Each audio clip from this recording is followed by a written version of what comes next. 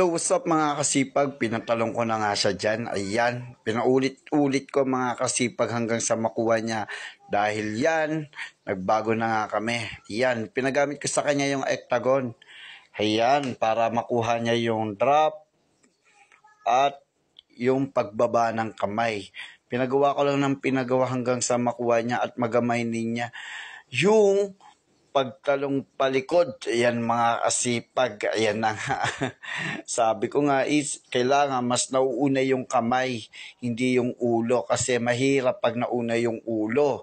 Kasi mahihirapan siya mag-back handspring. Then pinaulit ko, nice, nakuha rin mga kasipag. Tapos ito na, nagbago na kami ng equipment. Ayan, ginamit ko yung cheese mat. Yan, sa unang gawa namin, medyo failed. Pero laban lang. Pinasabi ko, ulitin lang natin hanggang sa makuha mo. Nice! Inalalayan ko nga ng medyo light yung spot ko para kahit pa paano okay. And good. Isang kamay na lang ginamit ko dito para at least nagagamay niya na.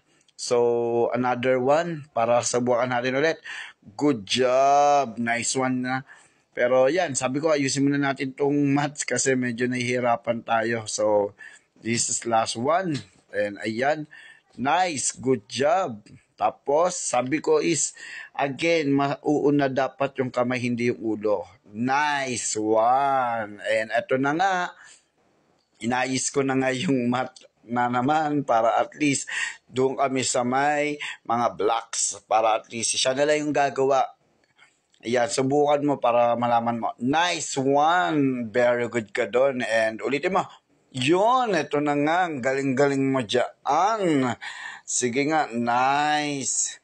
Mas maganda kasi is, kailangan niya ng basic. Ayan, siya nga pala ang plier ng Pobeda. Ayan. Tapos nag-apply siya para sa back handspring at makuha niyan ulit. Para mas maayos, ayan, suportahan lang natin siya, ayan, medyo malayo, kailangan is, malapit lang mga kasipag, lapitan lang, huwag ka magda-doubt kasi mahirapan ka, nice one, ayan na nga, nakuha mo na nga, and, good job talaga sa ginagawa mo, and, last one, para at least malaman mo kung tatayo na siya, 5, 4, 3, 2, 1. Nice one. So hanggang dito lang mga kasipag. Maraming salamat. Follow.